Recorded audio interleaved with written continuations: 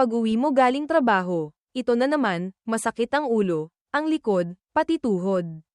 Bago ka uminom ng kung ano-anong gamot, subukan muna natin ang 3 simple at herbal na paraan na pwede mong gawin sa bahay. Una, sakit ng ulo. Para sa mild tension headache, pwedeng makatulong ang malamig na herbal compress. Maghanda ng malamig na tubig, lagyan ng dahon ng yerba buena o peppermint tea bag, ibabad saglit, pigain, tapos ilagay sa noo at sentido ng 10 hanggang 15 minutes habang nakahiga sa tahimik na kwarto.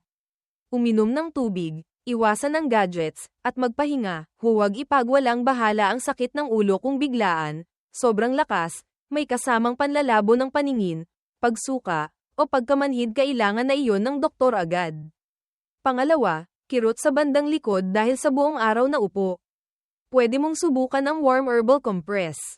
Magpakulo ng tubig, lagyan ng luya o turmeric powder, hayaang medyo lumamig, basain ang malinis na tuwalya, pigain, at idampi sa masakit na bahagi ng 10 hanggang 15 minutes. Gumalaw-galaw kada 30 hanggang 60 minutes sa trabaho, mag-stretching, at panatilihin ang tamang upo. Huwag magbuhat ng mabigat at huwag idiin ang sobrang init sa balat para iwas paso.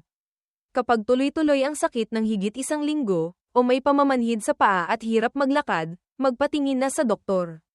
Pangatlo, sakit ng tuhod, lalo na kung maghapon kang nakatayo o naglalakad.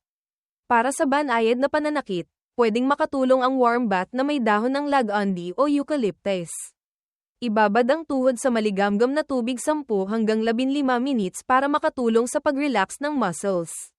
Magpahinga, iangat ang paa habang nakahiga, at kung kaya, maglagay ng malamig na compress sa unang 24 na oras kung bagong injury.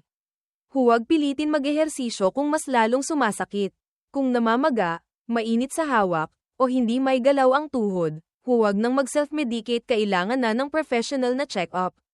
Laging tandaan, ang mga herbal tips na to ay para lang sa mild at panandali ang ginhawa.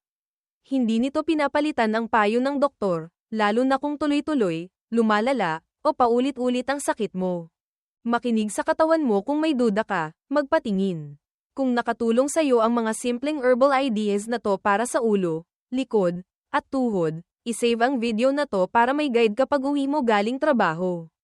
Huwag kalimutang mag-like at mag-subscribe para sa iba pang practical na health at herbal tips dito sa channel ko.